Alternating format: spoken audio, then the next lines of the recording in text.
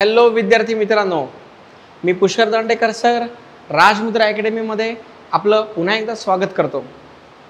2024च्या अतिशय महत्त्वाचं वर्ष, निवडणुकांच्या आचारसंहितेमुळे परीक्षा पोस्टपोन झालेल्या आहेत। UPSC MPSC कंबाइंड सर्व स्पर्धा परीक्षांना जे चालू घडामोडी अतिशय जास्त सूक्ष्मतेने सखोलतेने विचारलं जातं, त्याची एक आपण अतिशय महत्त्वाचा उपक्रम एक सिरीज सुरू केली आहे। मागच्या वर्षीपासून हा उपक्रम सुरू केलेला आहे। विद्यार्थ्यांना एक विनंती आहे की हे सर्व भाग तुम्ही क्रोनॉलॉजी सिक्वेन्स प्रमाणे तयार करा। मागचं करंट अफेअर आपण इकॉनॉमिक करंट अफेअर घेतलं होतं, त्याचा काही पार्ट आज आपण कव्हर करणार आहे। आजचं जे चालू घडामोडी आहे ते इकॉनॉमी तर असेलच, जे मागच्याचं कंटिन्युएशन असेल, तसंच मित्रांनो आंतरराष्ट्रीय चालू घडामोडी याचा पण आपण अभ्यास करणार आहोत। तसंच कृषी असेल, पर्यावरण असेल, त्याच्याही चालू घडामोडीचा पुन्हा एकदा आपण अभ्यास करणार आहोत। म्हणजे आजचं जे चालू घडामोडीचं लेक्चर असेल करंट अफेअरचं, हे थोडंसं इकॉनॉमी, इंटरनॅशनल रिलेशन्स आणि पर्यावरण किंवा काही मिसलेनियस फॅक्ट्स यासाठी डिवोटेड लेक्चर आहे। चला मित्रांनो, विदाउट वेस्टिंग एनी टाईम आपण आपलं एक आवडतं लेक्चर सिरीज सुरू करू। तर मित्रांनो, मागच्या लेक्चरमध्ये आपण जवळपास एक 197 स्लाईड मला अजून आठवते, 97 इकॉनॉमिक करंट अफेअरच्या स्लाइड्स कव्हर केल्या होत्या। चला पुढचं करंट अफेअर आपण शिकू 2024च्या एक्झामसाठी। बघा इथं म्हटलेलं आहे वित्त आयोग, ठीक आहे। वित्त आयोग मित्रांनो, 16वा वित्त आयोग हा का चर्चेमध्ये आहे तर लक्षात घ्या, जेव्हा नीती आयोग तयार केला होता त्याचे CEO म्हणून ज्यांनी काम केलेलं आहे डॉक्टर अरविंद पानगडिया, अतिशय हुशार पर्सन आहे, यांना 16व्या वित्त आयोगाचं आपण अध्यक्षस्थान दिलेलं आहे। हे का महत्त्वाचं आहे समजून घ्या मित्रांनो। कलम 280 मध्ये, घटनेच्या कलम 280 मध्ये राष्ट्रपती दर 5 वर्षांनी केंद्र आणि राज्य यांच्यामध्ये असलेल्या पैशाचं, कराचं किंवा करेतर उत्पन्नाचं वाटप करण्याचा फॉर्म्युला तयार करण्याचं महत्त्वपूर्ण काम वित्त आयोग करतो। तुम्ही पॉलिटीमध्ये शिकले असाल, यालाच अर्धन्यायिक संस्था असं सुद्धा म्हटलेलं आहे। तर चला समजून घेऊ या वित्त आयोगाशी निगडीत चालू घडामोडीमध्ये काय काय सांगितले। बघा मित्रांनो, याची स्थापना 31 डिसेंबर 2023 मध्ये झाली। असं म्हटलेलं आहे मित्रांनो की हा जो वित्त आयोग आहे हा 2025 डिसेंबरपर्यंत त्यांना आपला अहवाल सादर करणं गरजेचं आहे। त्यांनी आपला अहवाल सादर केला की पुढे 2026 पासून या वित्त आयोगाच्या अहवालाच्या शिफारसींचं इम्प्लिमेंटेशन स्टार्ट होणार आहे। या सगळ्या वर्षांना महत्त्व आहे बरं का। फॅक्च्युअल डेटा MPSCला आवडतो, नीट नोट डाऊन करून ठेवायचा। बघा याचे अध्यक्ष डॉक्टर अरविंद पानगडिया असतील, आधी ते नीतीचे CEO म्हणून काम केलेलं आहे। याचे सचिव ऋत्विक रंजनम पांडे हे असतील। लक्षात घ्या मित्रांनो, आत्तापर्यंत MPSCने अध्यक्ष विचारले आहेत। आता जर एक्झाम टफ करायची असेल तर तुम्हाला सचिव याच्यावर 100% प्रश्न येणार। याचे पूर्णवेळ सदस्य हे Ajay Narayan Jha, any George Matthew आणि निरंजन राज्याध्यक्ष हे आहेत पूर्णवेळ सदस्य। याचे अर्धवेळ सदस्य सौम्या कांती घोष हे आहेत। 31 ऑक्टोबर 2025 पर्यंत त्यांना अहवाल देणे आवश्यक आहे। आणि हा जो काही अहवाल देतील, लक्षात घ्या बरं का, अर्धन्यायिक संस्था आहे, त्याच्यामुळे यांचे अहवाल साधारणतः सरकारकडून आहे तसे मान्य केले जातात। इथं काय होईल, यांनी केलेल्या अहवालाचा वापर करून पुढे वित्त आयोग 2026 पासून पुढच्या 5 वर्षासाठी काम करणं सुरू होईल। म्हणजे हे आत्तासाठी आहे का नाही, येणाऱ्या कालावधीसाठी आहे। 1 एप्रिल फायनान्शियल इयर 2026 पासून यांच्या शिफारसी लागू होतील। पण जेव्हा 2026 पासून आपण म्हणतो, आपण काय म्हणतो 2026-27 ते 2030-31 असं आपण का म्हणतो तर 1 एप्रिल 2026 ते 31 मार्च 2027 म्हणून ते फायनान्शियल इयर म्हणून 26-27 ते 30-31 ही दिनांक आपण घेतो, हे लक्षात ठेवा। पुढचं, याची पहिली बैठक 14 फेब्रुवारी 2024 रोजी नवी दिल्ली म्हणजे यावर्षी झालेली, स्थानापन्न झालेली आहे। फिनान्स कमिशन हा आर्थिक संघराज्याच्या केंद्रस्थानी असलेल्या घटनात्मक दृष्ट्या अनिवार्य अशी एक संस्था आहे। लक्षात घ्या मित्रांनो, संघराज्य म्हणजे काय, काही अधिकार केंद्राला, काही अधिकार राज्याला। पण भारताचं संघराज्य जे आहे ते केंद्राकडे जास्त अधिकार आहे, राज्याकडे कमी अधिकार आहे। मग या दोघांच्या मध्ये जे सत्ता संपत्ती, अधिकार, जबाबदाऱ्या याचं विकेंद्रीकरण वाटप झालेलं आहे, त्याला म्हणायचं आर्थिक संघराज्य, हे लक्षात ठेवायचं. याची स्थापना राष्ट्रपतींद्वारे दर 5 वर्षांनी होते. घटनेमध्ये कलम 280 मध्ये याची तरतूद केलेली आहे, हे आपण पाहिलं आहे. पुढचं समजून घेऊ. याची रचना कशी असते? एक अध्यक्ष आणि 4 सदस्य हे नेहमीच सांगितले जातात की या आयोगामध्ये जे पण कोणी लोक काम करतात ते सगळे इकॉनॉमी, फिनान्स किंवा आर्थिक क्षेत्राशी निगडीत मान्यताप्राप्त, नामांकित आणि अनुभवी व्यक्ती असाव्यात. हा शब्द लक्षात ठेवा. चला पुढचं. केंद्र आणि राज्यामध्ये ज्या कर महसुलाच्या वितरणाबाबत ज्या काही गोष्टी होतात त्यासाठी सल्लादायक संस्था म्हणून ही महत्त्वाची संस्था आहे.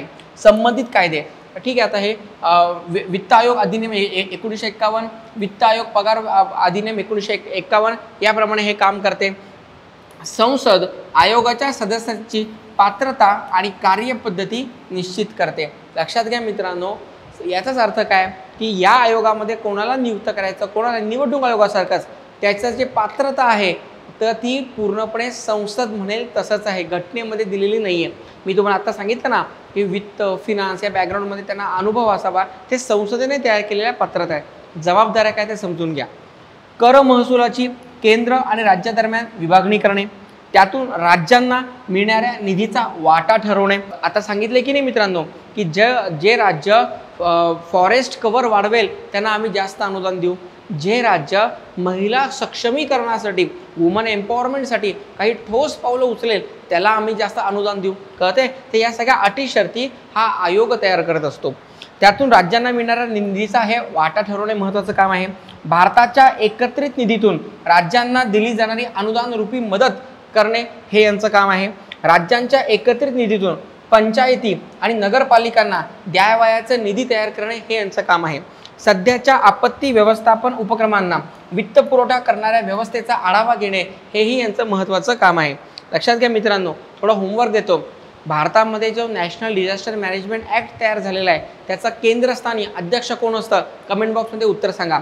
गृहमंत्री असतात का पंतप्रधान असतात? मला उत्तर पाहिजे. चला, हे आत्तापर्यंत सगळे वित्त आयोग. मित्रांनो, यांना ओळखलंय तुम्ही? केसी नियोगी 52 ते 57 कोण होते? नियोगी साहेबांनी मंत्रिमंडळातून आपला राजीनामा दिला आहे, कारण नियोगी साहेबांचं तेव्हा त्या काळचं प्लॅनिंग कमिशन किंवा त्या जवाहरलाल नेहरू साहेबांचं काही आर्थिक मतं याच्याशी त्यांचं पटलं नाही. त्यांनी मंत्रिमंडळातून केसी नियोगी यांनी राजीनामा दिला आहे. तुम्ही पॉलिटीमध्ये वाचलं असेल ना की प्रत्येक मंत्र्याला सामुदायिक जबाबदारीचं तत्व पार पाडावं लागतं. एका मंत्र्याने घेतलेल्या निर्णयाला कॅमेऱ्याच्या समोर दुसऱ्या मंत्र्याला किंवा जनतेच्या समोर मान्य आहे म्हणूनच जावं लागतं. त्यांना काही अमान्य होतं, त्यांनी राजीनामा दिला आहे. हे दुसरे कोण आहेत सांगा? के संथना.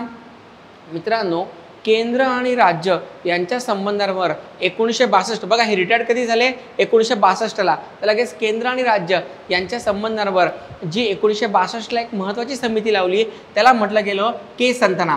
पुढचे चंदा DP राजमन्नार. हे राजमन्नार साहेबांचं पण केंद्र आणि राज्य संबंधांवरच्या समितीमध्ये महत्त्वाचं काम आहे बरं का. राजमन्नार आयोग म्हणून तो प्रसिद्ध आहे. मग महावीर त्यागी साहेब, ब्रह्मानंद रेड्डी, JM शेलट, YB चव्हाण हे नाव आपल्याला माहितीच पाहिजे. राजीव गांधींच्या काळात यशवंतराव चव्हाण हे 84 ते 89 या काळामध्ये वित्त आयोगाचे अध्यक्ष म्हणून काम केलेलं आहे. महाराष्ट्राचा जो सुवर्ण कलश महाराष्ट्रामध्ये आणण्याचं किंवा केंद्राकडून महाराष्ट्राला मान्यता प्राप्त मिळवून देण्याचं काम ज्या महान लोकांनी केलं आहे त्यांना म्हटलं जातं YB चव्हाण. ज्यांनी सुसंस्कृत आणि उदारमतवादी महाराष्ट्राची नीव घातलेली मित्रांनो ते हे आपलं चव्हाण किंवा ज्यांना साहेब हा शब्द लावायला सुरुवात केली असं एक महत्त्वाचं व्यक्तिमत्व. चला पुढचं आहे साळवे, पंत, खुसरो, रंगराजन. हे आठवतं का तुम्हाला? यस, इकॉनॉमी तुम्ही शिकली असेल तर रंगराजन कमिटी दारिद्र्य निर्मूलनाचे काही संकेत यांनी न्यूट्रिशनचा कन्सेप्ट इंट्रोड्यूस केला बघा. ही रंगराजन कमिटी महत्त्वाची आहे. त्यानंतर आहे डॉक्टर विजय केलकर. या साहेबांचं काम कुठे आहे? बरोबर मित्रांनो, आपला जो GST आहे की नाही त्या GSTचा मूळ GST म्हणजे अटल बिहारी सरकारच्या काळातला, तर त्यासाठी पण केलकर समितीने त्यांना शिफारसी केल्या होत्या असं म्हटलं जातं. पुढचं आहे YV रेड्डी आणि हे NK सिंग. हे NK सिंग माहिती ठेवा बरं का. हे NK सिंग आहेत की नाही हे सध्याचे वित्त आयोगाचे अध्यक्ष. हे आत्ताचा इकॉनॉमीचा FRBM कायदा बरोबर. त्या FRBM कायद्याचे सुद्धा ते पूर्वी अध्यक्ष राहिलेले आहेत, नंतर ते वित्त आयोगाचे अध्यक्ष झाले. आता यांच्यानंतर सूत्र कोणाला दिलेले आहेत? पनगडिया साहेबांना. एवढं कळतंय. MPSCला फक्त चालू घडामोडी माहिती असणं आवश्यक नाही, त्याच्या मागचं आणि त्याच्या पुढच्या भूत, भविष्य आणि वर्तमान हे तीनही घडामोडी तुमच्या पाठ असल्या पाहिजे. बघा, ठीक आहे. आता हे सगळं बघितलं आपण. कॉन्स्टिट्युशनल बॉडी आहे, फिस्कल फेडरलिझम आहे, बरोबर. इकॉनॉमीमध्ये आपण मॉनेटरी हा शब्द RBI साठी वापरतो आणि फिस्कल फिस्कल धोरणं हा शब्द, राजकोषीय धोरणं हा संबंध केंद्र सरकारसाठी वापरतो. ठीक आहे. फर्स्ट फायनान्स कमिशन कधी तयार झाला होता? 1951. इथं बघितले आपण. नियोगी KC नियोगी हे त्याचे अध्यक्ष होते, अरविंद पनगडिया. आता आपल्याला काय करायचं मित्रांनो, व्यक्तिविशेषमध्ये हे असा प्रश्न पडू शकतो की 16व्या वित्त आयोगाचे अध्यक्ष असलेले अरविंद पनगडिया या साहेबांच्या बाबत पुढील विधान असत्य नाही किंवा सत्य आहे ते ओळखा. मग आपण त्या व्यक्तीचं पण थोडंसं एक्स्ट्रा काही माहिती आपल्याला बघायची. म्हणजे ज्या काही कन्सेप्ट आपण या व्हिडिओ लेक्चरमध्ये शिकणार आहे, विद्यार्थ्यांना विनंती की दोनदा हे व्हिडिओ लेक्चर बघायचं. काही अडचण आली तर बिंदास डायरेक्टली मला विचारा, माझा नंबर इथे दिलेला आहे, किंवा राजमुद्राच्या मॅनेजमेंट टीमला विचारा. परंतु याच्या प्रॉपर नोट्स काढा. एकदा हा टॉपिक इथून केला, इतरत्र कुठेही बघायची गरज नाही. तर चला आता आपण या पनगडिया साहेबांच्या काही व्यक्तिविशेष गोष्टी जाणून घेऊ. 30 सप्टेंबर 1952 मध्ये भिलवाडा राजस्थान येथे त्यांचा जन्म झालेला आहे. यांची ओळख भारतीय अमेरिकन अर्थतज्ञ अशी आहे. प्रिन्स्टन विद्यापीठातून अर्थशास्त्रातून त्यांनी PhD केली आहे. कोलंबिया विद्यापीठामध्ये ते प्राध्यापक म्हणून होते. 2015-17 नीती आयोगाचे ते पहिले उपाध्यक्ष सुद्धा राहिलेले आहेत, हे मी सांगितले. नीतीचे अध्यक्ष कोण असतात मित्रांनो? नीतीचे अध्यक्ष नेहमीच पंतप्रधान असतात, पण ते नामधारी आहेत. ॲक्च्युअल काम कोण करत असणार आहे? उपाध्यक्ष, म्हणजे हेच साहेब. म्हणजे बघा, आज अशा व्यक्तीला नियुक्त केलं आहे. तर वित्त आयोगामध्ये पण तीच व्यक्ती आहे जी नीती आयोगाचा आधी काही वेळ म्हणजे आपण म्हणू शकतो प्रत्यक्षातला अध्यक्ष म्हणून जे काम करतात, तर याचीच व्यक्ती, अशीच व्यक्ती आपण नीती आयोग इथं वित्त आयोगामध्ये पण आणली आहे. त्याच्यामुळे इकॉनॉमिक डिसिजन अजून चांगल्या पद्धतीने त्यांना राबवता येतील. बघा, 2012 मध्ये आपल्या मनमोहन सिंग साहेबांच्या सरकारने त्यांना पद्मविभूषण दिलेले आहे. राजगीर कुठे आहे मित्रांनो? बिहार येथे नालंदा विद्यापीठाचे ते सध्या कुलपती म्हणून आहेत, ते सध्या तिथे प्राध्यापक म्हणून आहे. असा प्रश्न तुम्हाला पडू शकतो की ते कुठे आहे? विक्रमशिला युनिव्हर्सिटीमध्ये आहे का? ओदंतीपुरा युनिव्हर्सिटीमध्ये आहे का? तक्षशिला युनिव्हर्सिटीमध्ये आहे का? नाही, ते नालंदामध्ये आहेत, बिहार. आशियाई विकास बँक म्हणजे एशियन डेव्हलपमेंट बँक ADB, दोन बँक आहेत बरं का, एशियन इन्फ्रास्ट्रक्चरल बँक आणि एशियन डेव्हलपमेंट बँक. मी ADB बद्दल बोलतोय. AIB आहे की नाही, ती चीनची संलग्न आहे, ही जपानशी संलग्न आहे, हे लक्षात ठेवा. तर ADB येथे त्यांनी मुख्य अर्थतज्ञ म्हणून जागतिक बँक, आंतरराष्ट्रीय नाणेनिधी, जागतिक व्यापार संघटना, UNCTAD येथे त्यांनी मुख्य अर्थतज्ञ म्हणून काम केलेलं आहे. आंतरराष्ट्रीय खात्याचा हा व्यक्ती आहे. त्यांनी भारताचे G20 मध्ये शेर्पा म्हणूनही काम केलेलं आहे. हे सगळ्यांनाच माहिती आहे मित्रांनो की G20ची बैठक मागच्या वर्षी भारतामध्ये झालेली आहे आणि त्या G20ची बैठक आपण एवढी चांगल्या रीतीने केली की भारतभर म्हणजे जगामध्ये भारताचं नाव झालेलं आहे. त्याचं शेर्पा म्हणून त्यांनी काम केलेलं आहे. मित्रांनो, शेर्पा हा शब्द कुठे वापरला जातो, कुठल्या राज्यात वापरला जातो, कमेंट बॉक्समध्ये आम्हाला तुमचं उत्तर अपेक्षित आहे. पुस्तके यांचं आता MPSCला ही सवय बरं का की कुठल्याही व्यक्तीचं नेमणूक झाली की त्याची डिग्री कुठून झाली, तो सध्या अजून एक्स्ट्रा करिक्युलर कुठे काही काम करतोय का, त्याने काही वक्तव्य केलं आहे का, काही वादग्रस्त झालं असेल तर, किंवा काही पुस्तक लिहिलं आहे का, पुस्तकं पाठच पाहिजेत. Why growth matters, India the emerging giant, new India, reclaiming the lost glory. Lost glory म्हणजे काय की पूर्वी ईस्ट इंडिया कंपनीच्या त्याच्या आधी भारताचं जे आंतरराष्ट्रीय व्यापारामध्ये स्थान होतं ते आता नाही आहे, ते पुन्हा मिळवायचं आहे. त्याला म्हणायचं रिक्लेमिंग द लॉस्ट ग्लोरी, हे पुस्तक त्यांनी लिहिलं आहे. तसंच India unlimited, reclaiming the lost glory and economic quest for reforms, my father इत्यादी त्यांनी महत्त्वाची पुस्तकं लिहिलेली आहेत. चला, हे आता थोडंसं एक्स्ट्रा करंट अफेअर दिलेलं आहे. या सगळ्या नोट्स तुम्हाला मॅनेजमेंट टीमकडून मिळून जातील. हे थोडंसं एक्स्ट्रा वाचा. मी प्रत्येक ठिकाणी काही एक्स्ट्रा माहिती एवढ्यासाठी दिली आहे कारण जे आपले विद्यार्थी UPSCसाठी प्रिपरेशन करत आहेत त्यांच्यासाठी थोडं एक्स्ट्रा माहिती आहे. चला थोडंसं आपण पुढे जाऊ. बघा, भारतीय शेअर बाजार 4थ्या क्रमांकावर गेला. आधी कोण होतं लक्षात घ्या बरं का, हाँगकाँगला मागे टाकून भारतीय शेअर बाजार 4थ्या क्रमांकावर गेला. म्हणजे हाँगकाँग कितव्या क्रमांकावर आला? 5व्या. आणि इंग्लंडच्या अर्थव्यवस्थेला मागे टाकून भारतीय अर्थव्यवस्था जगामध्ये 5व्या क्रमांकावर गेली. कळतंय? म्हणजे इंग्लंड कितीवर गेली? 6. आता एक लक्षात घ्या, असे काही प्रश्न MPSCने विचारलेले आहेत. बाजार मूल्यामध्ये भारतीय शेअर बाजार हाँगकाँगला मागे टाकत 4थ्या स्थानी पोहोचला आहे. बरं, ही आकडेवारी सादर कोणी केली आहे? ब्लूमबर्गद्वारे. एक महत्त्वाची आंतरराष्ट्रीय संस्था आहे, त्यांच्याद्वारे ही आकडेवारी जाहीर झालेली आहे. नोंदणीकृत कंपनीच्या शेअरचे एकत्रित बाजार मूल्य 4.33 लाख कोटी डॉलरवर गेले आहे. कोरोनाच्या काळापासून भारतीय समाजमनाने बँकेतली डिमांड डिपॉझिट, इकॉनॉमीमध्ये आहे ना डिमांड डिपॉझिट, टाईम डिपॉझिट काढून घेत ही शेअर बाजार, म्युच्युअल फंड याच्यामध्ये लावायला सुरुवात केली आहे. आणि 2022, 23, 24 हे तर त्याचं गोल्डन एज समजलं जातं की लोकांनी धडाधड एफड्या मोडल्या, संपवल्या आणि म्युच्युअल फंडामध्ये पैसे टाकायला सुरुवात केली. मित्रांनो, हे सगळं चांगलं आहे, परंतु थोडं रिस्क पण जास्त असते. ज्याच्याकडे रिस्क घ्यायची क्षमता जास्त आहे, म्हणजे 3 वर्ष 5 वर्ष अशी आहे, त्यांनीच फक्त या क्षेत्राकडे यावं. एक नम्र विनंती. ठीक आहे, सेबीने तर माझ्यावर कारवाई करायची. तर 4.33 लाख कोटी डॉलरवर आपला आता शेअर बाजार गेलेला आहे. सर्वात मोठे शेअर बाजार कुठले आहे? अमेरिका 50.86 लाख डॉलर, चीन 8.44, जपान 6.36, भारत 4.33 आणि हाँगकाँग बघा 4.29 लाख कोटी. म्हणजे अमेरिका कुठे बघा 50.86 लाख कोटी आणि भारत कुठे बघा 4.33 लाख कोटी. आपल्याला इकडे जायला मला असं वाटतं किमान 2045 म्हणजे स्वातंत्र्याला 100 वर्ष उजाडावे लागतील, तेव्हा आपण एवढ्या मोठ्या स्थानापर्यंत जाऊ शकतो. मोठ्या प्रमाणावर इंडस्ट्रीयल मॅन्युफॅक्चरिंग सेक्टरसाठी रिफॉर्म्स करावे लागतील, तर या गोष्टी होतील मित्रांनो. ठीक आहे, सध्या चांगली गोष्ट झाली आहे, 4थ्या क्रमांकावर तो गेलेला आहे. बघा, आता शेअर बाजार म्हटलं की तुम्हाला एक बॉम्बे स्टॉक एक्सचेंज माहिती पाहिजे, 1875ला तयार झालेला. एक नॅशनल स्टॉक एक्सचेंज माहिती पाहिजे, जो 1992ला तयार झाला आहे. हा जो NSE आहे हा लार्जेस्ट स्टॉक एक्सचेंज आहे जगातला. BSE आहे तो ओल्डेस्ट आहे. बॉम्बे काय आहे? ओल्डेस्ट आहे. नॅशनल काय आहे? हा सगळ्यात मोठा आहे. याच्यामध्ये काय असतात? 50 कंपन्या असतात. निफ्टी 50 म्हटलं जातं, बेंचमार्क इंडेक्स. इथं सेन्सेक्स म्हटलं जातं. याच्यात 50 कंपन्या, याच्यात 30 कंपन्या. याचा भाग भांडवल बघा. ठीक आहे, ठीक आहे. आता या सगळ्या इकॉनॉमीच्या गोष्टी आहे. थोडंसं आपण करंट अफेअरकडे जाऊ. जगातील सर्वात शक्तिशाली चलन. मित्रांनो, आपल्याला असं वाटतं डॉलर हे सगळ्यात शक्तिशाली चलन आहे. हे शक्तिशाली चलन कसं काढलं जातं? इकॉनॉमीमध्ये कन्सेप्ट आहे मित्रांनो, परचेसिंग पॉवर पॅरिटी. या आधारे तुमचं चलनाचं मूल्य घोषित केलं जातं. मित्रांनो, सगळ्यात शक्तिशाली चलन डॉलर नाही आहे. कुवेतचा कुवेती दिनार किंवा कुवेती, त्याला असं पण म्हटलं जातं कुवेती किंवा कुवेती दिनार हे जगातलं सगळ्यात शक्तिशाली चलन आहे. मित्रांनो, कुवेत, UAE, कतार हे असे देश किंवा युरोपमधले एक शहर तुम्हाला माहिती, देश माहिती असेल, लक्झेंबर्ग. हे अतिशय जास्त सधन, अतिशय छोटे देश आहेत, परंतु अतिशय मोठे श्रीमंत देश आहेत. मित्रांनो, एवढंच नाही, पर्यावरणामध्ये सुद्धा कार्बन ऑफशूट किंवा कार्बन फुटप्रिंट नावाची गोष्ट तुम्ही पर्यावरण इकॉनॉमीमध्ये वाचली असेल, तर ते टाकण्यामध्ये सुद्धा या UAE, कतार, लक्झेंबर्ग यांचा वरचा स्थान लागतो. मित्रांनो, कळते?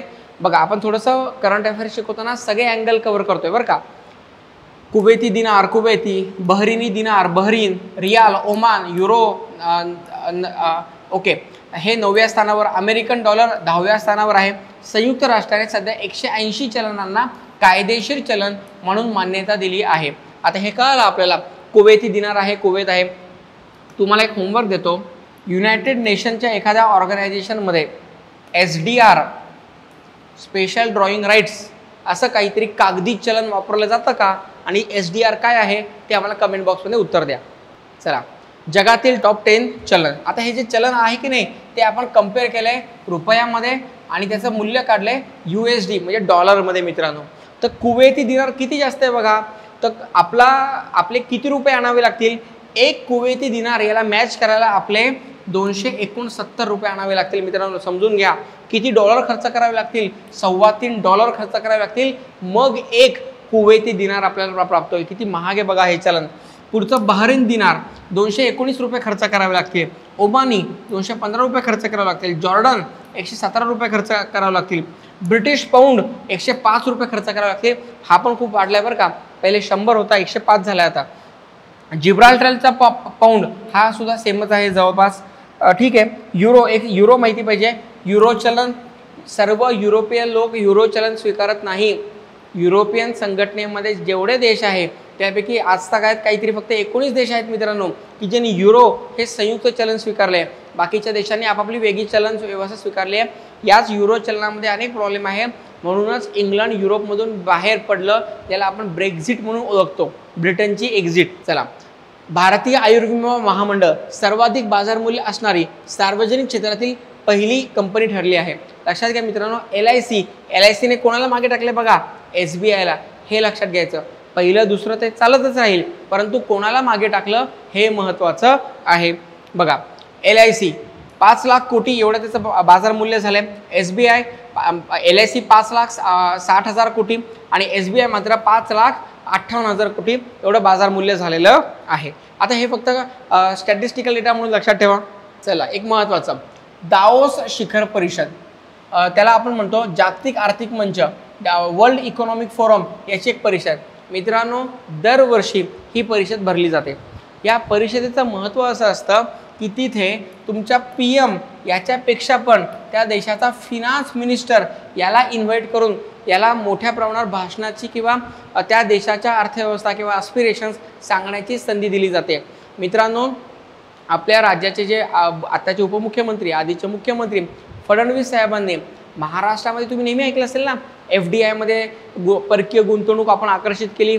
तर फडणवीस साहेबांनी ॲक्च्युअल भारताच्या अर्थमंत्र्यांसोबत या दाओस शिखर परिषदेमध्ये एक महत्त्वपूर्ण काम केले. त्याच्यामुळे महाराष्ट्रामध्ये FDI किंवा परकीय गुंतवणूक मोठ्या प्रमाणावर येते.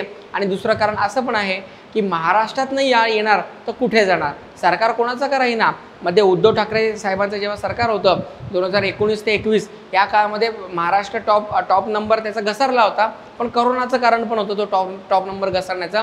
पण पुन्हा एकदा एकनाथ शिंदे यांचं सरकार आल्याच्या नंतर, फडणवीस साहेब उपमुख्यमंत्री झाल्याच्या नंतर 22मध्ये आपण परकीय चलन परकीय गुंतवणूक ॲक्सेप्ट करण्यामध्ये हे महाराष्ट्र भारतातलं पहिलं राज्य ठरलं आहे. आणि एवढं जास्त आपण अग्रेसर आहे की आपल्याच्या नंतर दुसरं, तिसरं, चौथं राज्यांची एकत्रित गुंतवणूक ही आपल्यापेक्षा कमी आहे मित्रांनो. कळते? तर ते दाओस शिखर परिषदेचं हे महत्त्व असतं. याची वार्षिक बैठका होतात, दरवर्षी बैठक होते. म्हणजे 54वी ही त्याची आवृत्ती, म्हणजे 54व्या त्याची आतापर्यंत बैठक झाली, ही 54वी होती. दाओस कुठे आहे? स्वित्झर्लंडच्या ठिकाणी आहे. कालावधी 15 ते 19 जानेवारी 2024. आपल्याकडे हिवाळा जेव्हा असतो ना तेव्हा ही बैठक साधारणतः असते. या वर्षाची त्याची थीम काय होती बघा, विश्वासाची पुनर्बांधणी, रिबिल्डिंग द ट्रस्ट. मित्रांनो, रिबिल्डिंग द ट्रस्ट, आता हे एक्स्ट्रा माहिती सांगतो बरं का. रिबिल्डिंग द ट्रस्ट हे शब्द वर्ल्ड बँक कळतंय IMF तयार करताना सुद्धा 1945ला वापरले होते, हे लक्षात ठेवा. म्हणजे बघा, या संघटनांवर एक दबाव काय येतो की तुम्ही कॅपिटलिस्टिक इकॉनॉमीकडे जाण्याचा सल्ला सगळ्यांना देता तरच अनुदान देता. तर मे बी आता यांनी असे शब्द वापरलेत तर मे बी ते सर्व उदयोन्मुख अर्थव्यवस्थांना अनुदान आणि दिशा दाखवण्यासाठी पुन्हा एकदा कॅपिटलिस्टिक इकॉनॉमीकडे जाण्याचा सल्ला देतात की काय हे पाहणं औत्सुक्याचं ठरेल. बघा, ग्लोबल इकॉनॉमिक प्रॉस्पेक्टस हे ते माहिती पाहिजे. 61% expect the global economy to weaken in the coming year. म्हणजे 61% लोकांना असं वाटतं की येणाऱ्या काळामध्ये भारतीय अर्थव्यवस्थाच नव्हे सर्व जागतिक अर्थव्यवस्था या वीक होऊ शकतात.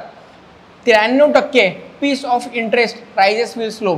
ठीक आहे, 90% लोकांना वाटतं की geopolitics will be a source of global economic volatility. आणि ते झालेलं ते जिओपॉलिटिक्स म्हणजे काय, रशिया युक्रेन संबंध वॉर चालू आहे, अझरबैजान आणि आर्मेनियाचा वॉर चालू आहे. हे कमी की काय की मध्येच इस्रायल आणि पॅलेस्टाईनचा वॉर सुरू झालं जे थांबायचं नाव घेत नाही.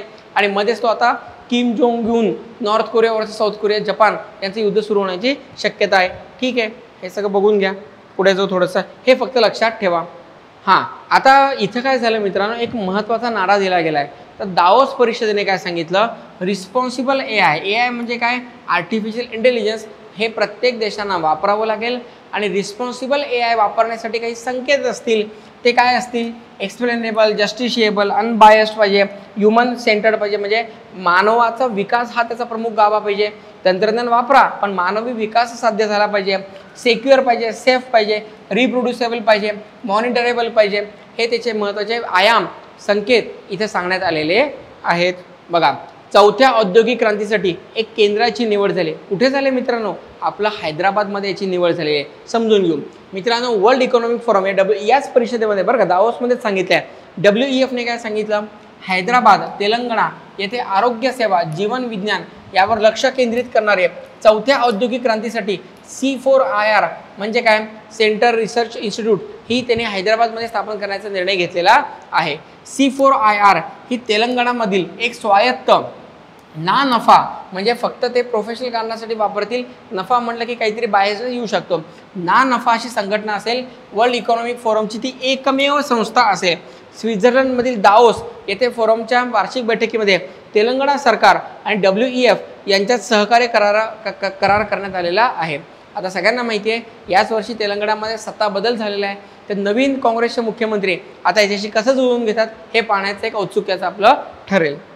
आता ठीक आहे, आता आपण म्हणतो की नाही इंडस्ट्रियल रिव्होल्यूशन, चौथी औद्योगिक क्रांती, ते लक्षात घ्या मित्रांनो.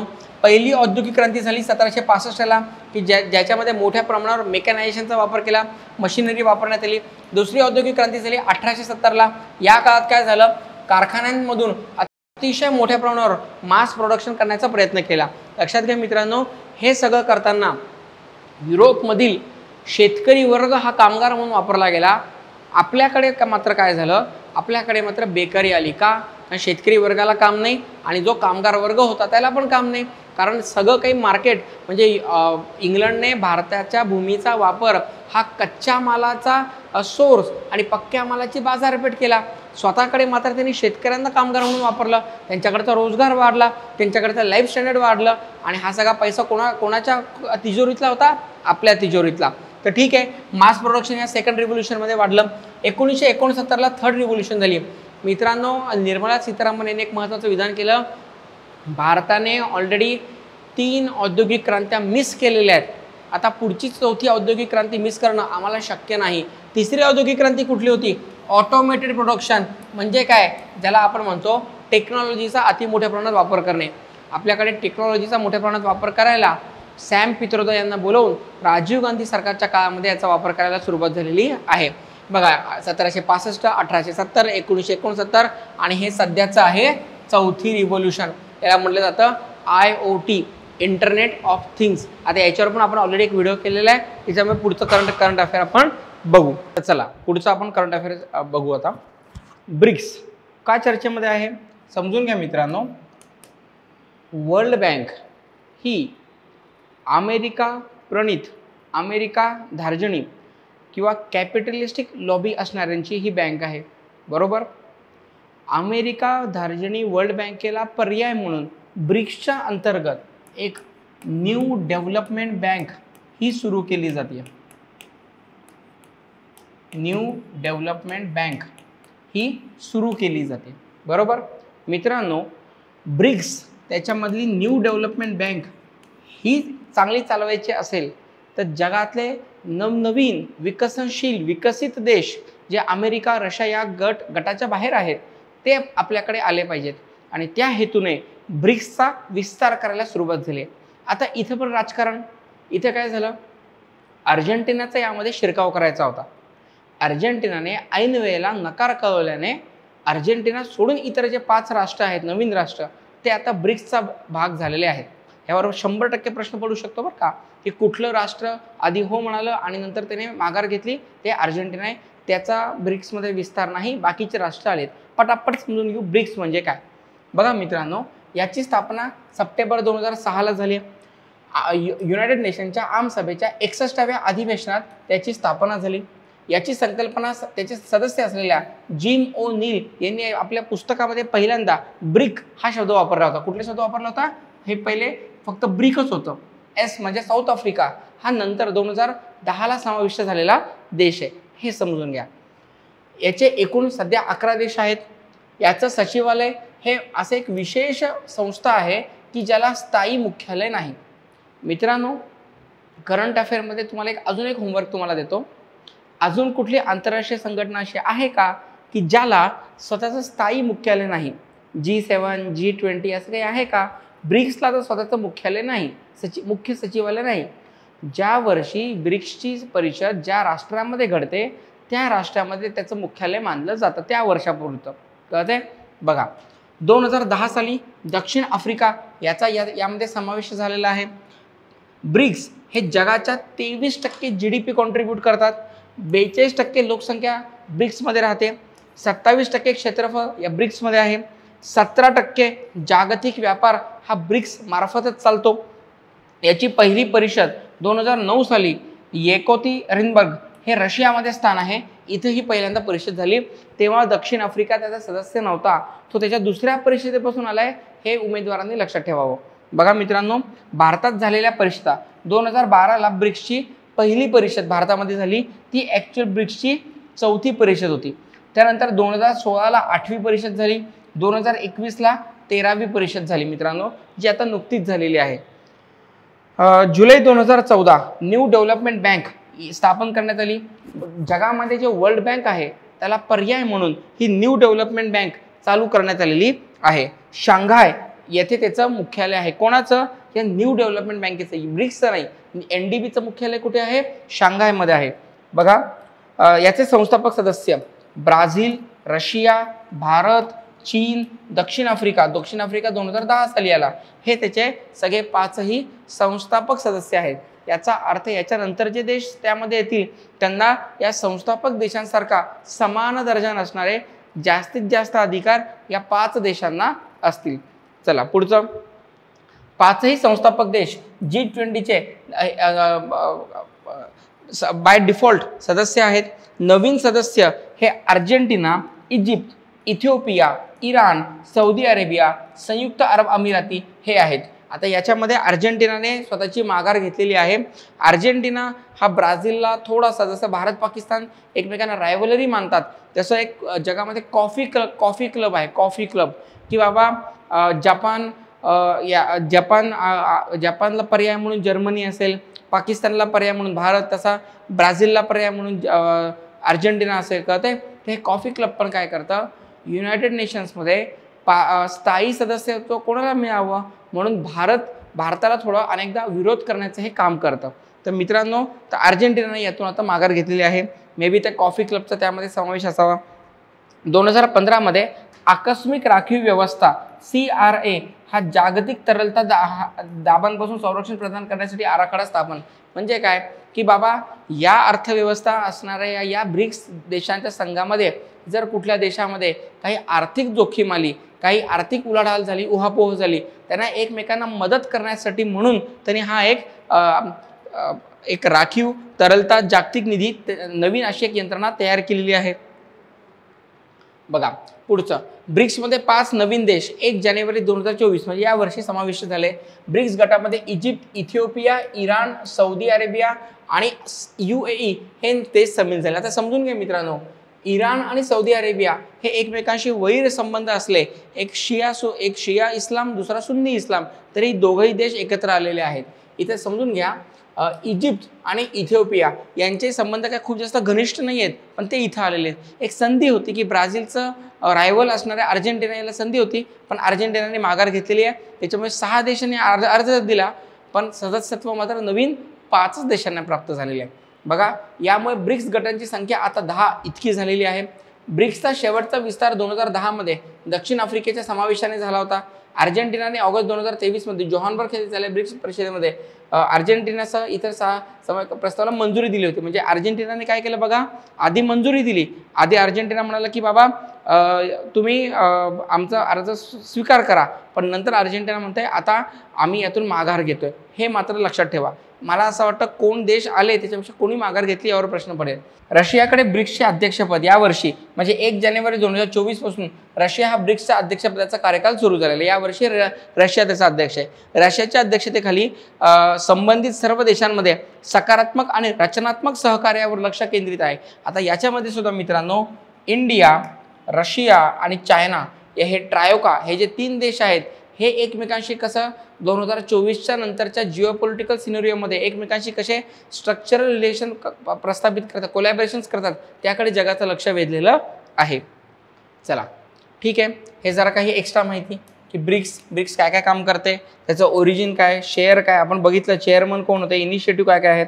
ठीक आहे, बघा ब्रिक्सचं एक्सपान्शन मुद्दाम आम्ही हा मॅप टाकलेला आहे. ब्राझील बरोबर. अर्जेंटिना, पण आता अर्जेंटिनाने नकार कळवलेला आहे. सगळे देश बघून घ्या. चला पुढचं, स्वीडन हा नाटोचा 32वा सदस्य झालेला आहे. आता लक्षात घ्या मित्रांनो, नाटो बरोबर, आता ही North Atlantic Trade Treaty Organization जी आहे नाटो, याचं कलम 5 आहे की नाही, हे खूपच खतरनाक आहे. हे कलम 5 काय सांगतं की नाटोच्या सदस्य असणाऱ्या देशांवर कुठल्याही सदस्याने, बाहेरच्या सदस्याने जर हमला केला तर हे नाटो एकत्र येऊन, सगळे देश एकत्र येऊन, तेव्हा 30 देश होते, हे सगळे 30 देश एकत्र येऊन त्या बाहेरील सैन्याचा ते मुकाबला करतील. ते बाहेरील सैन्याला एकत्र येऊन त्याला हरवतील किंवा त्याचा मुकाबला करतील. आता गंमत काय झाली, नाटोमध्ये जे नवीन 2 देश आलेत, पहिला आलाय फिनलंड आणि आता नवीन 32वा आलाय स्वीडन. या दोनही देशांना, ज्यांना स्कॅन्डिनेव्हियन देश म्हटलं जातं, या दोनही देशांना रशिया आणि टर्की, तुर्कस्तान याचा भयानक विरोध होता मित्रांनो. म्हणजे रशियाने असं पण म्हटलं होतं की अमेरिकेने नाटोचं एक्सपान्शन थांबवलं पाहिजे, नाही तर अमेरिका रशिया संबंध पुन्हा खराब व्हायला सुरुवात होतील. कारण आता मध्ययुगाच्या काळात, आता शीतयुगाच्या काळात, म्हणजे कोल्ड वॉरचा इरा नाही, मग आता तुम्ही नाटोचं एक्सपान्शन कशासाठी करताय, कळतंय. आता इथं काय झालं मित्रांनो, तुर्कस्तानमध्ये जे जहाल इस्लामिक संघटना किंवा सरकार आहे त्याला विरोध करणारं हे स्वीडन फिनलँड होतं. म्हणून त्यांना तुम्ही आम्हाला विरोध केला तर आम्ही तुम्हाला विरोध करू, अशा भावनेने त्यांना नाटोचं सदस्यत्व होता येत नव्हतं. आता तुर्कस्तानने पण आपला विरोध मागे घेतलेला आहे, त्याच्यामुळे आधी फिनलंड आणि 32वा स्वीडन हे आता नाटोचे सदस्य झालेले आहेत. कलम 5 वर प्रश्न अपेक्षित आहे असं मला मित्रांनो वाटतं. स्वीडनचा 7 मार्च 2024 रोजी औपचारिकपणे नाटोमध्ये समावेश झाला. स्वीडनच्या प्रवेशामुळे नाटोतील सदस्य देशांची संख्या 32 इतकी झाली आहे. दुसऱ्या महायुद्धापासून स्वीडनने तटस्थ राहण्याची भूमिका स्वीकारली होती. मात्र रशियाकडून युरोपीय देशांवर आक्रमण होण्याची भीती असल्यामुळे स्वीडनने नाटोमध्ये प्रवेश केला. आता पुतिन यांनी ऑलरेडी सांगितलं की मी आक्रमण करणार नाही, पण काय झालं मित्रांनो, यावर्षी एप्रिल महिन्यामध्ये रशियामध्ये निवडणुका झाल्या आणि पुतिन हे पुन्हा एकदा रशियामध्ये वर्चस्व, अगदी निर्विवाद वर्चस्वाने जिंकून आले. पुतिनचं संख्याबळ पण वाढलंय. तर असं या देशांना मे बी भीती वाटली असेल की नवीन निवडून आलेलं सरकार अजून लोकप्रिय होण्यासाठी नवीन युद्ध सुरू करेल आणि ते आमच्यावर लावतं की काय, कळतंय. ऑलरेडी रशियाकडून युरोपला जाणारी तेल वाहिनी या अज्ञात शक्तींनी, नंतर कळालं अमेरिका इंग्लंड, त्या अज्ञात शक्तींनी उद्ध्वस्त करून टाकलेली आहे. तर इथं काही लोकांना अशी पण भीती वाटली की पुतिन त्याचा रिटॅलिएशन, म्हणजे त्याचा रिप्लाय म्हणून अजून काहीतरी गोष्टी करतात. त्यांनी हा हमला करण्याच्या आधीच आपण अमेरिकेच्या आश्रयाला जावं, नाटोमध्ये जावं. मे बी त्यांनी असा विचार केला असावा स्वीडन आणि फिनलंडने. NATO North Atlantic Treaty Organization ही आंतरसरकारी लष्करी आघाडी आहे. आता असं लक्षात घ्या बरं का, सगळ्यांचं लष्कर एकत्र येऊन इथं काम करतं, परंतु नाटोचं स्वतःचं खूपच कमी सैन्य दल आहे मित्रांनो, खूपच कमी सैन्य दल आहे. म्हणजे त्यांना सांगितलं की नाटोची आर्मी किती, तर काही हजारात आहे फक्त. मग त्यांना ती आर्मी वाढवावी कशी लागते, पुन्हा 32 देश एकत्र येतात आणि आपापल्याकडून काही त्या लष्करी सामर्थ्यामध्ये वाढ करण्याचा प्रयत्न करतात. स्थापना 4 एप्रिल 1949. मुख्यालय ब्रुसेल्स बेल्जियममध्ये. सदस्य 32, 30 युरोपियन आणि 2 उत्तर अमेरिकन. अधिकृत भाषा इंग्रजी आणि फ्रेंच. लष्करी मुख्यालय मॉन्स बेल्जियम. 31वा सदस्य फिनलंड झालेला आहे. 32वा सदस्य स्वीडन झालेला आहे मित्रांनो. उत्तर अटलांटिक करार वॉशिंग्टन कराराद्वारे स्थापन. नाटोचे मूलभूत ध्येय आहे की यामध्ये सहभागी जेवढे पण देश असतील त्यांना राजकीय व लष्करी सर्व मार्गांनी त्यांच्या मित्र राष्ट्रांचे स्वातंत्र्य संरक्षित करणे. US वर्सेस रशिया यांनी आपापल्या मित्र देशांचे एक संघटना तयार केल्या. USने जी केली त्याला आपण नाटो म्हणतो मित्रांनो, आणि रशियाने जी केली त्याला आपण वॉर्सॉ पॅक्ट असं म्हणतो. कळलं. चला पुढे जाऊ. बघा, थोडीशी एक नजर टाकून घ्या. बऱ्याच गोष्टी आपण दिलेल्या मॅपच्या आधारे. ओके, आता नाटो प्लस पण आहे बरं का. नाटो प्लस म्हणजे काय, जपानसारखे, म्हणजे अमेरिकेचे जे एक्सटेंडेड अलायन्सेस आहेत, एक्सटेंडेड मित्र आहेत, जे युरोप सोडून बाहेर आहेत, त्यांना सामावून घेण्यासाठी त्यांनी नाटो प्लस सुरू केलेला आहे. NATO plus is a security arrangement of 31 member countries with 5 aligned nation. म्हणजे हे जे 5 देश आहेत, आता हे 31 नाही आहे, आता हे 32 झाले, कारण स्वीडन आलेलं आहे. तर नाटोमध्ये असलेल्या 32 देशांसोबतच एक्स्ट्रा 5 देशांना पण त्यांनी नाटोमध्ये न घेता नाटो सारखा दर्जा दिलेला आहे. त्याला नाटो प्लस म्हटलं जातं मित्रांनो. ऑस्ट्रेलिया, न्यूझीलंड, जपान, इस्रायल आणि साऊथ कोरिया हे ते 5 देश आहे, हे लक्षात ठेवायचं मित्रांनो. It is to address the rise of China. चायनाचा जो वाढणारा ताकद आहे, या चायनाच्या वाढणाऱ्या ताकदीचा आपण म्हणू शकतो पॅसिफिक ओशनमध्ये उत्तर अटलांटिक महासागरामध्ये एकत्रित मुकाबला करण्यासाठी म्हणून हे NATO+5 तयार केलेलं आहे. The committees recommendation, the select committee has sed that including India will build upon US-India ties to strengthen the global security and deter the aggression of the China CCP म्हणजे काय, China communist party CCP across the Indo-Pacific region. आता इथं असं म्हटलेलं आहे की याच्यामध्ये भारताने पण यायचं. आता लक्षात घ्या, भारत स्वतः एवढा सामर्थ्यशाली होतोय की मला नाही वाटत भारताला अजून कोणाच्या तरी सहाय्याची गरज आहे. पण हे लोक काय म्हणतात की हे सगळे देश आलेत पण हे छोटे छोटे देश आहेत, जोपर्यंत भारत आमच्याकडे येत नाही. जर भारत या NATO+5 मध्ये आला तर चायनाला मोठ्या प्रमाणे तुम्हाला संरक्षण म्हणजे एक संरक्षण भागीदारी तयार करता येईल आणि चायनाचा जो इन्फ्लुएन्स वाढतोय तो तुम्हाला कर्टेल करता येईल, म्हणजे कमी करता येईल. आता भारत दूध खुळा नाही. भारताचा आणि चायनाचा खूप मोठा व्यापार आहे. आपण इकॉनॉमीमध्ये शिकलेलो आहे की भारत अमेरिका व्यापार हा शिल्कीचा व्यापार आहे, तसा भारत चायना व्यापार हा तुटीचा व्यापार आहे. म्हणजे खूप सगळ्यात जास्त शिल्लक भारत अमेरिका व्यापारामध्ये भारताला मिळते, तर खूप जास्त व्यापारामध्ये तूट भारत आणि चायनाच्या व्यापारामध्ये चायनाला तो पॉझिटिव्ह आहे, आपल्याला तो निगेटिव्ह आहे. आज भारताचं semi conductor devices, solar panels उद्योग किंवा कॉपर इंडस्ट्री किंवा आपण म्हणू शकतो फार्मास्युटिकलमध्ये जे API असतात, ॲक्टिव्ह फार्मास्युटिकल इन्ग्रेडियंट्स, तर हे मार्केट जे आहे मित्रांनो ते हे चायनावर डिपेंडंट आहे. आज आपण मोदी सरकार खूप परिश्रम करतात की बाबा चायनाची डिपेंडन्सी नको राहायला, पण मित्रांनो चायना एवढा ह्यूज आहे, ह्यूज अजगर नाही म्हणतात, ड्रॅगन म्हणू आपण त्याला, की चायनावर अजूनही चायनाने जर ठरवलं तर चायना आपला एक मार्केट उद्ध्वस्त करू शकतो. तर आपण अमेरिकेचा प्यादं म्हणून या NATO+मध्ये जाण्याचा निर्णय फेटाळला, चांगली भूमिका घेतली. आपण सांगितलं की आम्हाला जेव्हा गरज असेल आम्ही व्यक्तिशः अमेरिकेशी संबंध ठेवू, आम्हाला अँटी चायना कुठल्याही ऑपरेशनमध्ये भागीदार म्हणून येण्याची गरज नाही, कारण चायना आपला भागीदार आहे. UPSCने पण प्रश्न विचारला होता की तुम्ही बाकी सगळ्या गोष्टी बदलू शकता पण तुम्ही तुमचा शेजार बदलू शकत नाही. म्हणजे कोण? चायना, पाकिस्तान, अफगाणिस्तान, बांगलादेश. कळतंय? चला मित्रांनो, आपल्याला त्यांच्याशी जुळवून घ्यावंच लागेल किंवा आपल्याला त्यातून सोल्युशन काढावं लागेल की कुठल्या मार्गाने दामदंड भेद या मार्गाने हे लोक आपलं ऐकतील. चला पुढे जाऊ. ठीक आहे, त्या सगळ्या नाटोच्या गोष्टी आहेत. मी मुद्दाम UPSCसाठी म्हणून थोडं एक्स्ट्रा दिलेलं आहे. चला आपण पुढे जाऊ. क्वाड खूपच महत्त्वाचं आहे. क्वाड आता लक्षात घ्या, क्वाड म्हणजे काय? 4. कोण 4? भारत, अमेरिका अतिशय महत्त्वाचा, जपान आणि आता त्याच्यामध्ये आला आहे Australia. Bharat, America, Japan, Australia. आता यांचं काय म्हणणं चालू आहे? अमेरिकेने तर काय केलं आहे, क्वाडचा कायदा संमत करून टाकला. जसं याच्या आधी आपण NATO+ पाहिलं, अँटी चायना ऑपरेशन्स किंवा अँटी चायना भागीदारी, तसंच हा एक क्वाड हा अप्रोच आहे. आता याच्यामध्ये काय येतं, संरक्षण आणि विज्ञान तंत्रज्ञान याच्यावर आधारित हा गट आहे. काय आहे पटकन समजून घेऊ. चला, आपण म्हटलं होतं या लेक्चरला आपण इकॉनॉमी सोबतच थोडंसं इंटरनॅशनल रिलेशन अजून. आता बघा जवळपास मित्रांनो 55 स्लाइड्स आहेत, म्हणजे आता पुढचं सेशन घ्यावं लागेल आपल्याला. त्यासाठी पर्यावरणीय गोष्टी पण आपण यामध्ये घेतलेल्या आहेत. आपल्या हे सगळं व्हिडिओ लेक्चर पाहिलं तर मला नाही वाटत की याच्या बाहेर एखादा या वर्षीच्या MPSC UPSC कंबाईनला प्रश्न पडेल. तर चला मित्रांनो बघा, क्वाड थिंक टँक फोरम पहिल्यांदाच नवी दिल्ली येथे सुरू करण्यात आली. 24 फेब्रुवारी 2024 रोजी ती पहिल्यांदा कार्यरत झाली.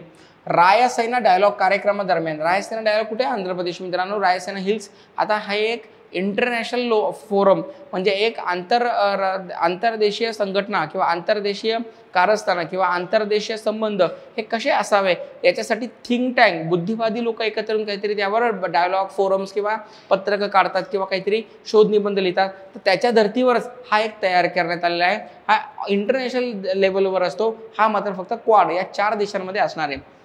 यावेळी परराष्ट्र मंत्री S जयशंकर यांनी क्वाड स्टेम फेलोशिपचे दुसरे चक्र आसियान सदस्य देशांसाठीही वाढवण्यात आल्याची घोषणा केली. क्वाड फेलोशिप हा भारत, ऑस्ट्रेलिया, जपान, अमेरिका, ऑस्ट्रेलियानंतर आलं बरं का. पहिले भारत, जपान आणि अमेरिका होतं. जपानचे पंतप्रधान होते ना शिंजो ॲबे, ज्यांचा मृत्यू झाला बघा, खून झाला, त्या शिंजो ॲबे आणि नरेंद्र मोदींचे चांगले संबंध होते. हे दोघं लोक पहिले एकत्र आले, त्यात अमेरिकेची भर पडली आणि नुकताच मागच्या वर्षी ऑस्ट्रेलियाची भर पडलेली. कळतंय? चला, तर भारत, ऑस्ट्रेलिया, जपान, अमेरिका या सरकारांचा एक हा महत्त्वाचा उपक्रम आहे. 24 सप्टेंबर 2021 रोजी याची घोषणा करण्यात आली. हा शिष्यवृत्ती कार्यक्रम पुढील पिढीतील शास्त्रज्ञ आणि तंत्रज्ञांमध्ये संबंध निर्माण करण्यासाठी तयार करण्यात आलेला आहे. 2024 पासून ही फेलोशिप इन्स्टिट्यूट ऑफ इंटरनॅशनल एज्युकेशनद्वारे हे प्रकाशित केलं जातं. आता अमेरिकेमध्ये डायरेक्ट क्वाड कायदा संमत केला मित्रांनो. American House of Representatives. आता मित्रांनो, अमेरिकेमध्ये जसं आपल्याकडे संसद म्हणतात तसं अमेरिकेमध्ये व्हाईट हाऊस म्हणतात. कळतंय? तर आपली जी लोकसभा आहे तर आपल्या लोकसभेसारखं अमेरिकेमध्ये असतं हाऊस ऑफ रिप्रेझेंटेटिव्स. पुस्तकात नाही मित्रांनो. याच्यामध्ये 435 सदस्य होते. आता याची सदस्य संख्या वाढवण्यात आली आहे. 437 एवढी झाली त्यांची लोकसभा. कळतंय? तर अमेरिकन हाऊस ऑफ रिप्रेझेंटेटिव्स यांनी 15 फेब्रुवारी 2024 रोजी स्ट्रेंथनिंग द क्वाड कायदा हा मंजूर केला आहे. हा कायदा इंडो पॅसिफिकमध्ये भारत, अमेरिका, जपान आणि ऑस्ट्रेलिया यांच्यातील सहकार्य वाढवण्याचा प्रयत्न करतो. या विधेयकामध्ये क्वाड आंतरसंसदीय कार्यगट स्थापन करण्याचे निर्देश देण्यात आलेले आहेत. हे विधेयक 39 विरुद्ध 379 या मताने मंजूर झालेले आहे. Quad Quadrilateral Security Dialogue. आता समजून घ्या. याची स्थापना 2007 रोजी झाली. 2017 मध्ये पुनर्स्थापना करण्यात आलेला आहे. क्वाड्रिलॅटरल सिक्युरिटी डायलॉग, आपण डायलॉग बद्दल बोलतोय. ठीक आहे. हा आंतर सरकारी सुरक्षा मंच सदस्य Australia, Bharat, Japan, America. Australia सगळ्यात लास्टला, हे लक्षात ठेवायचं. Quad plus. आता प्लस मध्ये काय काय येतं? कोरिया, व्हिएतनाम हे क्वाड देश, न्यूझीलंड आणि दक्षिण आफ्रिका हे पण त्यामध्ये सम्मिलित होण्याचा प्रयत्न करत आहेत. जसं नाटो प्लस आहे तसं क्वाड प्लस आहे. मित्रांनो, एक होमवर्क देतो, कमेंट बॉक्समध्ये उत्तर सांगा. नुकतंच भारताने ब्रह्मोस हे क्षेपणास्त्र कोणत्या ईस्ट एशियन देशांना, पूर्व आशियाई देशांना विकलं आहे? आणि ते विकण्याचं कारण पण असं आहे कारण तो देश चायनाचा रायव्हल आहे, शत्रू आहे. त्याने मागच्याच आठवड्यात आत्ताच इंटरनॅशनल लेवलला एक तक्रार केली आहे की चीन आमच्या समुद्री मर्यादांचं, सीमांचं उल्लंघन करतो आहे आणि दादागिरी करतो आहे. ठीक आहे. चला, या 4 देशांचा जागतिक GDP मध्ये वाटा 34.7% आहे. बघा किती जास्त आहे. आपण ब्रिक्सचं पाहिलं होतं, आठवतंय? आता यांचा पण किती जास्त आहे बघा. ओके. आता जगामध्ये जे कोणते कोणते ग्रुप आहेत? एक आहे USMCA, Canada, Mexico, United states. हा तुम्ही म्हणू शकता नॉर्थ अमेरिका यांचा गट आहे. पुढचा आहे CPTPP. हा खूप महत्त्वाचा आहे. ऑस्ट्रेलिया, चिली, जपान, न्यूझीलंड आणि पेरू. बघा हे कोणत्या कोस्टल कंट्रीज आहेत. त्याच्यानंतर एशियन, याबद्दल सगळ्यांनाच माहिती आहे. सगळ्यात महत्त्वाचं आहे 5 आईज. हे 5 आईज का महत्त्वाचं आहे मित्रांनो? कारण हे 5 देशांचा असा एकमेकांशी करार आहे की आपण एकमेकांना, जरी दूर असलो तरी आपण एकमेकांना आपल्या संरक्षण विषयक स्ट्रॅटेजिकल महत्त्वाच्या गोष्टी एकमेकांशी एक्सचेंज करू. यावर प्रश्न येऊ शकतो बरं का. 5 आईजमध्ये कोण कोण बघा? Canada, New Zealand, England, Australia, United states हे आहे तुमच्या 5 आईजमध्ये. हे लक्षात ठेवायचं मित्रांनो. आणि यापैकी मित्रांनो कॅनडा सोडून द्या, पण ऑस्ट्रेलिया, US, ब्रिटन हे आपले एकदम चांगले जवळचे मित्र आहे. 5 आईज या संकल्पनेचा वापर करूनच भारताची भूसीमा तर आहेच, पण आपली नौसेना किंवा आपण त्याला मॅरिटाईम सिक्युरिटी ही आपण सेक्युअर करायचा प्रयत्न करतो. UPSC आता भारत सहभागी नसलेल्या गोष्टींवर पण प्रश्न विचारते मित्रांनो. तर काठिण्यता पातळी आपली वाढल्यामुळे आपल्याला थोडंसं अजून एक स्टेप पुढे, म्हणजे जरी तुम्ही MPSCचा अभ्यास करत असला तरी UPSC कशा प्रकारचे प्रश्न विचारतो हे गेस करून तुम्हाला थोडंसं डिस्क्रिप्टिव्ह लेवलचं शिक्षण घ्यायचं आहे. चला, कळलं तुम्हाला. आपण काय काय पाहिलं बघा. आपण ब्रिक्स पाहिलं, आपण न्यू डेव्हलपमेंट बँक पाहिलं, आपण नाटो पाहिलं, आपण नाटो प्लस पाहिलं, आपण क्वाड पाहिलं आणि आपण क्वाड प्लस पाहिलं. एवढं कळलं मित्रांनो? चालेल. मित्रांनो बघा, या आपण एक अतिशय करंट अफेअर, चालू घडामोडीच्या अतिशय महत्त्वाच्या सिरीजमध्ये पुन्हा एकदा आपण समारोप करू. आपल्याला माहिती आहे आपल्या अजून भरपूर PPTs बाकी आहे. पुढच्या व्हिडिओ लेक्चरमध्ये हे सगळ्या गोष्टी कव्हर करू. तुम्हाला आमचं चॅनल आवडत आहे, माझा कंटेंट तुम्हाला आवडत आहे हे आम्हाला कळत आहे. परंतु मित्रांनो पुन्हा एक आपली नेहमीची विनंती, आवडत असेल इतरांशी शेअर करा. काही डाऊट आला आमच्याशी वैयक्तिक शेअर करा. चालेल. थँक्यू. Take care. मी पुष्कर सर आज इथे थांबतो. पुढच्या व्हिडिओ लेक्चरमध्ये आपण पर्यावरणीय आणि इंटरनॅशनल तसेच काही इकॉनॉमिक घडामोडी बघणार आहोत. बघा, जवळपास आपल्या अजून 25 PPT बाकी आहे आणि 25 PPTमध्ये आपण मोस्ट ऑफ द सर्व डेटा हा इमेजेस आणि व्हिडिओज टाकून घेतलेला आहे. ज्याच्यामुळे काय होतं मित्रांनो, तुमची ती एक मेमरी, त्याला मसल मेमरी आपण म्हणतो, ती तयार होते. व्हिडिओ लेक्चरमध्ये पाहिलेला डेटा तुम्ही साधारण विसरणार नाही. थँक्यू. Take care.